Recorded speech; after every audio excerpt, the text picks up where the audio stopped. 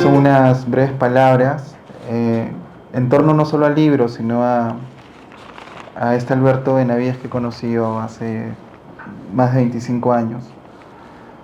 Para muchos, en especial los jóvenes de hace 25 años que tuvimos la suerte de conocer a Alberto en Ica y en Lima, la filosofía y la poesía se volvieron una presencia casi connatural al momento de hablar con él. Sin academicismos, pero con mucha seriedad, un hombre nos presentaba a Platón, Nietzsche, Heidegger, Quevedo, Martín Adán, González Plá, Valdelomar y otros, convencido que eran importantes para nuestra educación, que ella a veces no estaba en los colegios ni tampoco en los salones universitarios, sino en la curiosidad por el otro y el mundo, en el respeto y asombro que mostrabas en el trato con las personas, animales, plantas.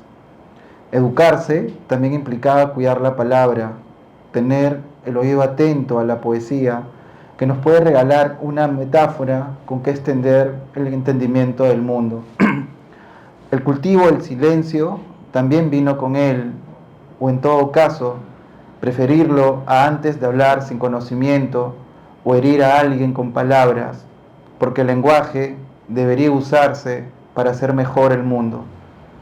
Lo que a nadie, lo que puedo decir de este silencio es que solo veo coherencia en los textos. Alguien que se deseducó para educarse con la lectura de las grandes almas que la muerte ausenta, que siempre están presentes en los bocetos de caligrafías que cuelga en su casa, en su hamaca, a donde pueda hacer que esta imagen pueda llegar a un lector. Este texto no es una corta geografía, es cariño y ternura que me inspira ahora que lo veo más lento al caminar, como si los viajes que hizo junto a su padre y a Felipe, las lomas que subió a caballo, las caminatas siguiendo el camino de las llamas, hubieran no solamente enseñadole paciencia, sino también a mirar más. Lo he visto rabioso, irónicamente por amor, por los guarangos talados, en vano, por un progreso mal entendido que nos regresa a las cavernas. Tiene razón Pedro Favarón cuando indica que no hay en los textos de Alberto una separación entre filosofía y poesía. Una se nutre de la otra, pero ambas sucumben ante el asombro de que aún se puedan ver estrellas, o como dice en un poema de otro libro, que haya picaflores en Miraflores. En este silencio convoca a hablar, a comentar sus ideas en relación a varias cosas esenciales, como escuchar nuestro cuerpo al respirar, cómo va entrando el oxígeno a alimentarnos y cómo a través de la respiración soy consciente que el mismo elemento que me permite vivir permite también que haya fuego y que junto al hidrógeno formen esa maravillosa palabra, agua. El libro de Alberto conlleva testimonios emotivos como el que le dedica a su mamá Elvira, una mujer trujillana que cuidó de él y de sus hermanos, importantes para ellos por el cariño que les brindó y que supieron corresponder con la gratitud, que es la memoria del agradecido. Trato de ser objetivo con alguien que me inspira inmenso afecto, con quien algunas veces al mes me reúno en su mesa a dialogar, a escuchar sus meditaciones y a preguntarles por personas y libros. Eso también me ha educado. Lo oigo atento y compruebo la coherencia con la que ha vivido. No es un florero, tratando de acomodar un discurso que suene más o menos bien y que en el fondo sea mentira. Lo que ustedes van a leer en este libro se los ha dicho a un montón de jóvenes en colegios y universidades. Durante varios años lo acompañé a hablar de la importancia de las humanidades, del costo político de no tener gente pensante en el poder, de la esperanza que cifra en que una generación de lectores pueda tener una opinión política que nos preserve de este presente tan doloroso que nos va a tocar vivir en los próximos años. Habló siempre desde la sinceridad, con la buena intención de un peruano que ha querido que su población no tire basura por la calle o que simplemente se dé el tiempo para gozar de un crepúsculo o de un amanecer, cosas por las que no se cobra. Leerlo solo confirma lo que veo en él, en su práctica de hacer el mayor bien posible, de invitar a hacer actos inteligentes en nuestras vidas. Alberto ha plantado con sus propias manos miles de árboles. Se ha sorprendido de estar bajo su sombra, pero a la vez los ha poetizado. Cubrió la tierra de ramas y pájaros. Con esas mismas manos ha escrito poemitas hasta en cajetillas de cigarro. Ha ido anotando lo que el paisaje y también el amor, aún con sus penas, le ha brindado y le ha quitado. Agradezco a Víctor Salazar y a Ángel Álvarez por invitarme a hablar sobre un poeta tan querido que ha vuelto a publicar, después de muchos años, un libro que espero no se pierda en el silencio, sino que haga ruido, sobre todo en nuestras conciencias, porque creo que en el fondo Alberto siempre ha buscado eso, elevarnos hasta hacernos un pájaro más que abre sus alas sobre el pensamiento, algo de lo que muchos peruanos a veces nos cuesta usar. He sido breve y espero contundente, como los poemitas de Alberto. Muchas gracias.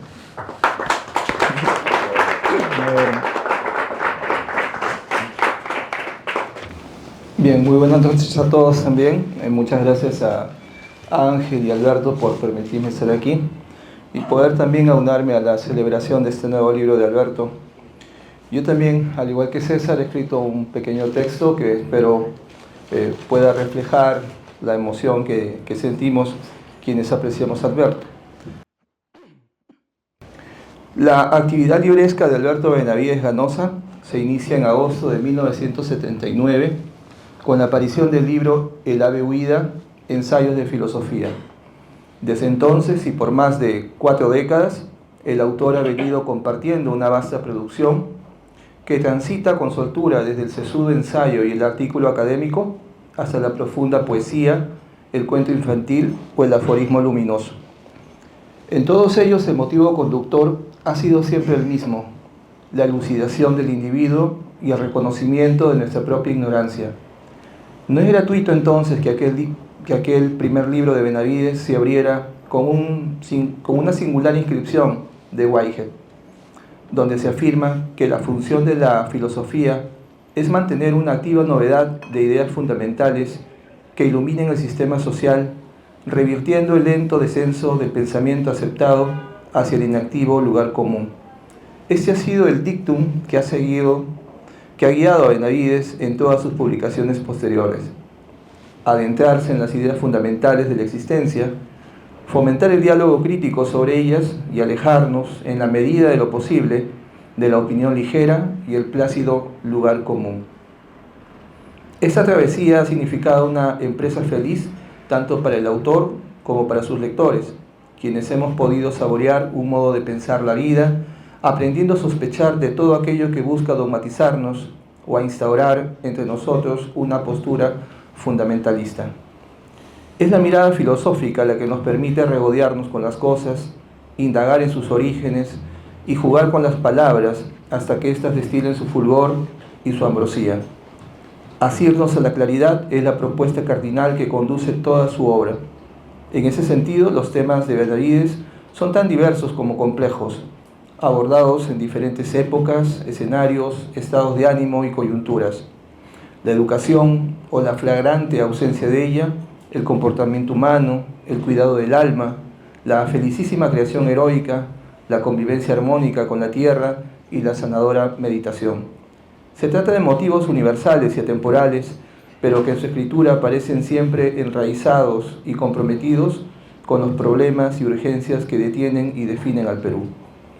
Este nuevo libro de Alberto mantiene el mismo espíritu indómito y la misma inclinación poética y libertaria que sus entregas anteriores. El apunte incisivo hasta ciertos males de la patria que ya vislumbrábamos en Después de la Guerra vuelve a estar presente, así como el espíritu lúdico y dionisiaco del Campo de Santo, la calma esperanzadora desde la torre y el torrente contemplativo de la ruta natural. El presente volumen, titulado En este silencio, está compuesto por 4 apartados rigurosamente trazados: Paideia, Esa rabia existe, De rerum natura y La tierra pensando, todos ellos portadores de miradas profundas y lúcidas sobre sus respectivos objetos de estudio. En el primero de ellos, Paideia, el autor nos recuerda que toda educación auténtica es ante todo autoeducación. Sin embargo, para que este milagro ocurra, el individuo debe estar vinculado a un maestro, a un hombre que ejerza con soltura el noble oficio de mirar. Allí donde alguien se detiene a observar, surge el milagro de la contemplación, que no es otra cosa que un diálogo profundo con la esencia del mundo. Asimismo, este apartado funciona como un llamado a la acción que despierta nuestras amodorradas cabezas, incitándolos a pensar libremente y a dar el paso hacia la creación continua, lejos del consumismo maniqueo que adormece los sentidos. Por su parte, en esa rabia existe, Alberto Benavides ejerce su más firme labor ciudadana al enumerar las miserias e incongruencias del país, tales como el asfixiante centralismo de Estado, los discursos oficiales malintencionados, nuestra política aún en pañales, los medios de comunicación serviles, el desmedido auge inmobiliario y la alienación social. Como ente pensante, el autor transforma su indignación en denuncia, desnudando con solvencia y agudeza aquello que la modernidad ha osado llamar progreso.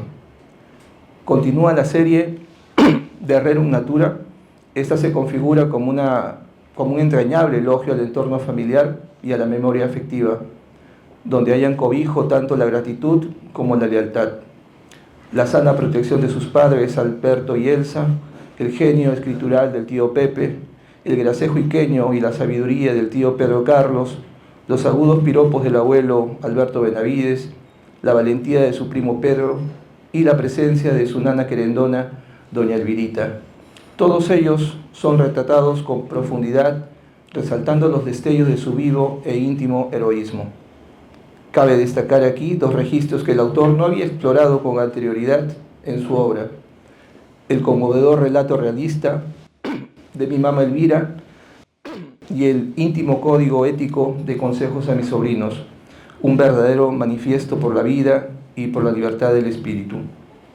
Es aquí cuando quiere citar a Alberto: nunca te dejes pisar el poncho, que te salga a veces lo chúcaro, porque no es de la cordura que nos vienen los bienes mayores, dice Platón. Memento mori, recuerda que morirás, recuérdalo con un misterio alegre. Recuerda que el único libro con seguridad revelado es la naturaleza. Abandona todo dogma, busca lo que nace, escucha la naturaleza, aunque solo sea en el parque. Acércate a lo que está vivo, a lo que florece. No visites barrios de gentes tristes, dice Rumi. Aléjate de la ciudad. Vive en el campo o en la playa, en el bosque o en el páramo, pero no en la ciudad. Quizás en el pueblo, pero no en la ciudad. Dentro de esta misma sección destaca por su pureza el poema homenaje titulado Paco, dedicado a Francisco Pérez Silva, un conmovedor testimonio de amistad que nos recuerda que el buen amigo no solo nos brinda su presencia física y sus oídos, sino sobre todo cierta armonía emocional. El poema es como sigue: Paco era un buen amigo, estaba contento cuando yo estaba alegre, estaba triste cuando yo estaba triste. Finalmente, en La Tierra Pensando, Alberto nos invita a replantear de raíz nuestras relaciones actuales con la tierra que habitamos, no solo como una urgencia ecológica para reducir toda forma de explotación y destrucción extractivista, sino como una propuesta mística y filosófica que reconoce las bondades de la tierra en la forja de la creación, la identidad y el intelecto humano. Al ser cada uno de nosotros esta tierra pensando, no nos queda sino la responsabilidad de sentir sus latidos y velar concienzudamente por ella. Como se puede apreciar, estamos ante un libro múltiple y coral que cartografía los diversos intereses de su autor.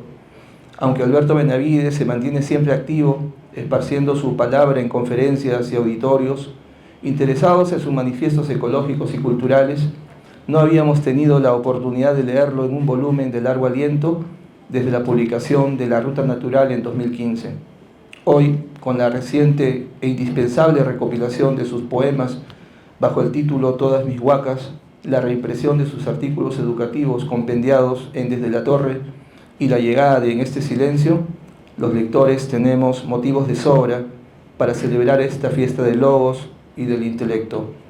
Quienes todavía creemos que la palabra tiene el poder de despertarnos de la modorra colectiva o el huevonaje colectivo, como lo recordaba su tío Pedro Cabrera, encontraremos en los libros de Alberto Benavides una herramienta imprescindible para ejercer el pensamiento libre, lo cual es sin duda una feliz noticia para las letras del país y sobre todo para quienes hemos venido creciendo a la luz de sus textos. Muchas gracias.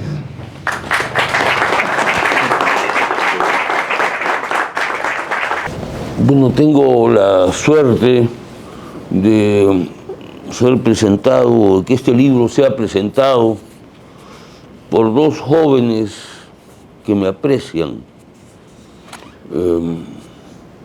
César Panduro y Víctor Salazar Llerén.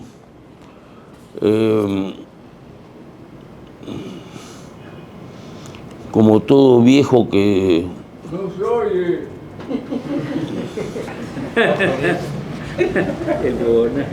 Como todo viejo González Pradista, se dice así, no sé. Me encanta estar entre gente joven porque por lo menos estamos seguros de que durarán más que nosotros. Y bueno, los viejos a la tumba, los jóvenes a la obra, ¿no? Cosa que por supuesto no es muy caritativa, ¿no? ¿No? Bueno, este libro se debe en buena medida a Víctor Salazar Llerén y a mi deseo de publicar, ¿no? Durante más de 4 años no quise publicar porque pensé que había demasiada palabra en el Perú, ¿no? Y efectivamente era demasiada palabra lo que teníamos, se hablaba por aquí, por allá, y yo decidí que no quería poner más palabra en medio de eso, ¿no? Hasta que, por último, he decidido poner toda mi palabra y publicar, aunque nadie me lea, porque sé que casi nadie lee, ¿no? Pero igual ahí está, ¿no? Quizá como un ejercicio de amor a mí mismo.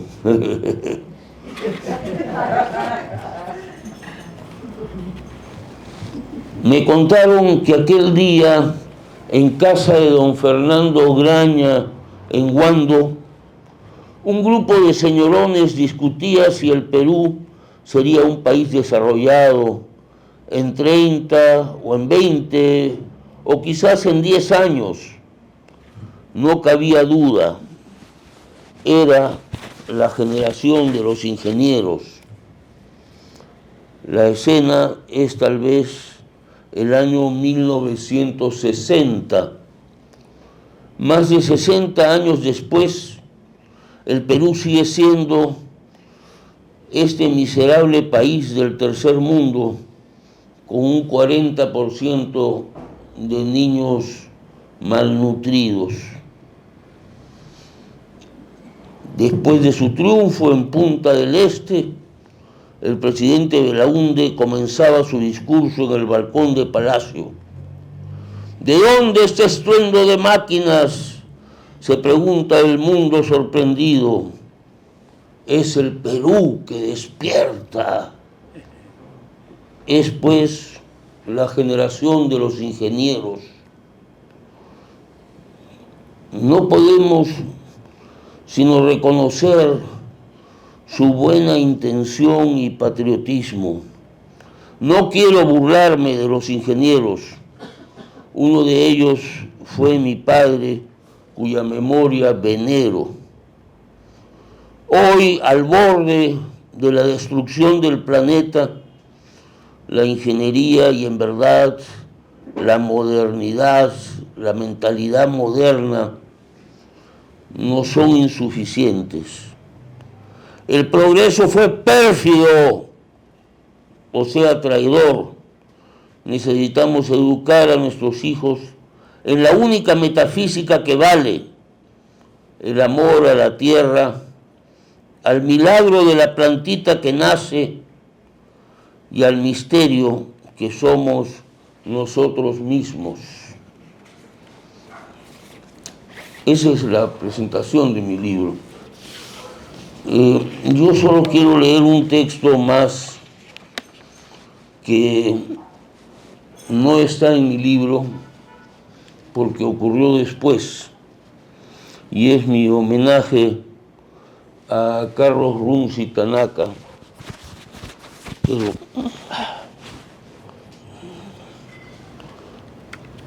conocí a Carlos Runzi Tanaka como un jovencito tímido que entraba a dar un examen oral. Yo era el profesor del curso de filosofía en estudios generales en la Católica.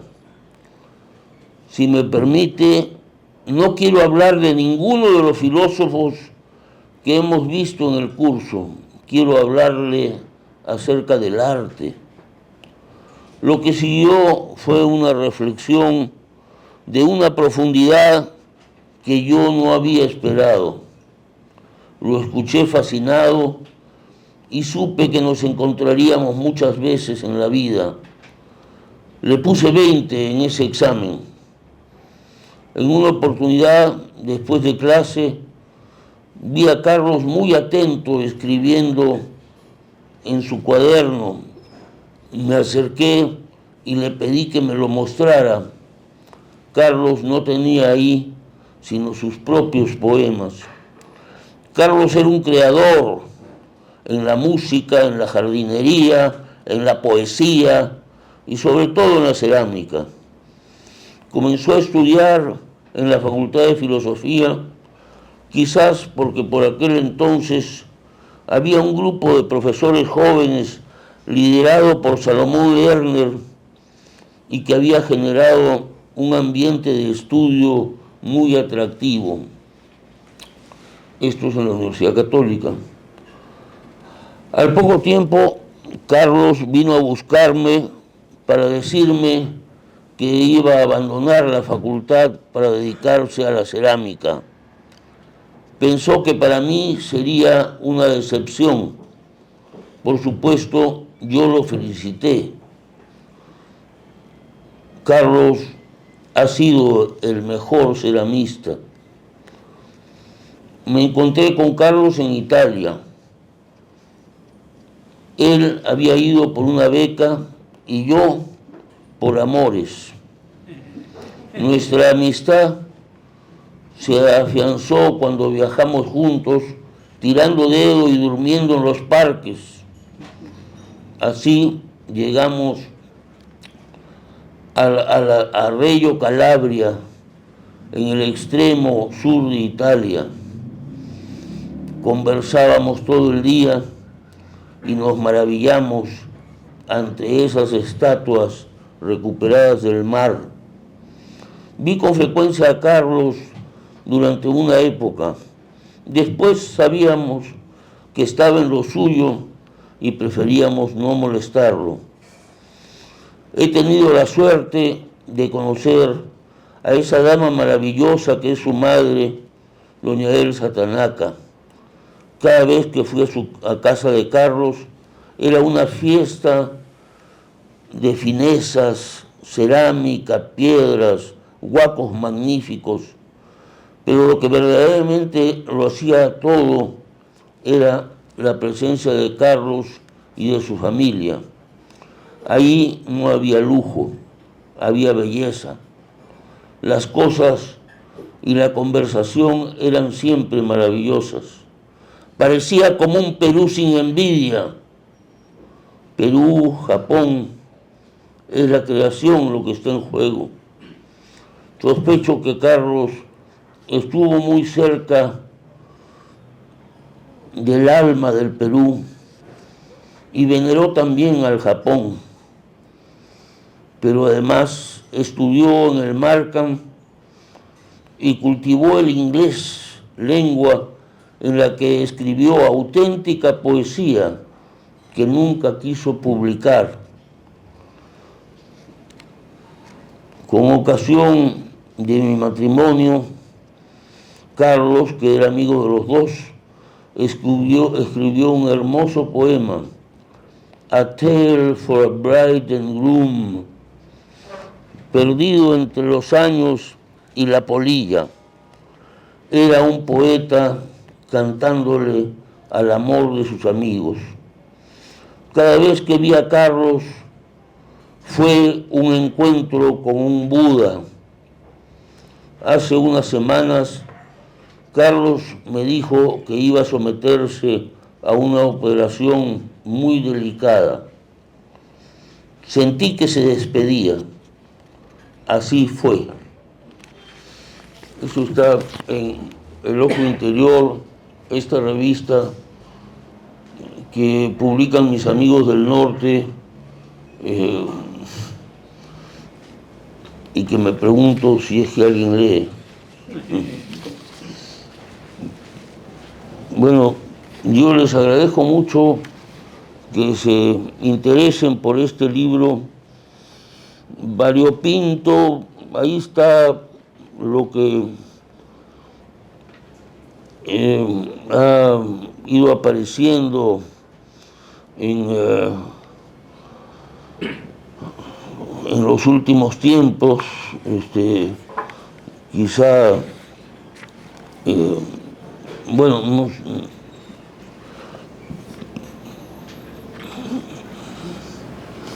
Los consejos a los sobrinos. los consejos a los sobrinos. Sí. Bueno, no sé, es un libro sencillo, ¿no? Como para que lo pongan al pie en sus baños, ¿no? Y que puedan divertirse conmigo, no lo tomen a mal. Pero sí, yo espero que este y mis próximos libros sean muy ligeros. Simplemente un peruano que se ha formado un poco, ¿no? O sea, he estudiado, sí, he estudiado.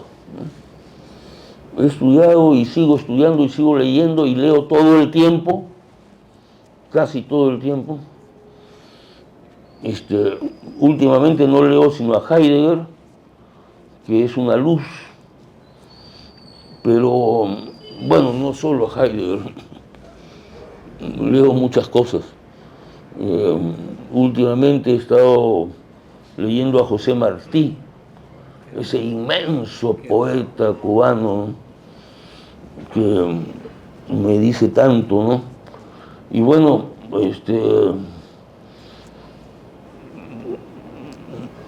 yo espero poder transmitir, pues Santo Tomás de Aquino decía, pues, ¿no?, que los contemplativos tenían la función, y yo soy un contemplativo, pues, ¿qué voy a hacer? Me tocó eso, ¿no? Desde chiquito. A mi mamá la desesperaba, ¿no? Decía que tenía que sacarme viada. Y los contemplativos, decía Santo Tomás de Aquino, tienen una función propia y también tienen una función social, ¿no?, de comunicar lo que van pensando o contemplando o meditando, ¿no? Yo espero cumplir esa función. No tengo ningún deseo de figurar políticamente, pero sí de que haya gente como Víctor y como César, gente joven que encuentren que digo algo que vale la pena, ¿no? Y ustedes, por supuesto, a quienes les agradezco mucho su atención y les agradezco que hayan venido a esta reunión para festejar este libro. En este silencio, el poema entero dice: en este silencio que era de los chaucatos, hiciste con épica de la pura este templo a la soledad, lejos de quienes reparten la culpa. Y es un poema dedicado a mi tío Pedro Cabrera, que, bueno, un personaje, ¿no? Un gran peruano, un hombre difícil, ¿no? Pero que conmigo fue cariñosísimo. ¿Sabe Dios por qué, no? ¿Qué será lo que hace que haya una, ahora dicen una química, ¿no? Una química con ciertas personas? Y mi tío Pedro, sin duda, fue un hombre que influyó mucho en mí, ¿no? Solo mi padre influyó más, y a ambos los venero, como venero a mucha gente, pues, ¿no? A Martín Adán y a los viejos, a Quevedo, ¿no? A González Prada. González Prada, ¿quién lee hoy día a González Prada? Ahora con el libro que va a sacar Ricardo, quizá consigamos 2 o 3 lectores más. Pero la verdad es que, bueno, sí, pues es la labor intelectual en el Perú, nos deja un poco con un sabor a que no llegamos, no llegamos a nada. Todo es ahora las pantallas, todos ven películas todo el tiempo, Netflix, pantallas, ¿no? Yo no creo que se aprenda nada de las pantallas. En cambio, del silencio de la lectura, por lo menos yo les digo que yo he aprendido mucho leyendo a los viejos autores, comenzando por Platón en adelante, ¿no? Bueno, claro, yo no me comparo, no creo que esto tenga nada que ver, o sea, Platón es otro lote, ¿no? Pero de todas maneras, algo, creo yo, estoy transmitiendo de lo mucho que de mis lecturas, y de mi experiencia de la naturaleza, ¿no? Que es fundamental, ¿no? La naturaleza me ha enseñado más que los libros, ¿no? El silencio, ¿no? Pero hablar del silencio en esta época, silencio, soledad, son cosas que el hombre moderno no quiere, ¿no? Al contrario, quieren ruido, pantallas, televisores, telefonitos. Bueno, yo mismo no estoy libre de eso, no, para nada. Pero me doy cuenta de que el silencio de la lectura es más importante, en mi opinión, ¿no? Nada más. Bueno, nuevamente muchas gracias por estar acá. Compren mi libro, está baratito. Y si no tienen plata, se los regalo.